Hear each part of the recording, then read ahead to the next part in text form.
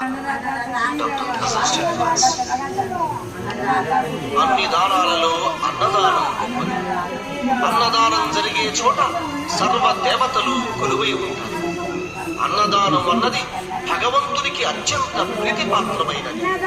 దరిద్ర నారాయణ సేవ ధర్మ దేవతలు ప్రోమ. అన్నదాన విశిష్టతను తెలిపే ఈ గీతాన్ని వినండి. అన్నదాత సుఖీ భవ.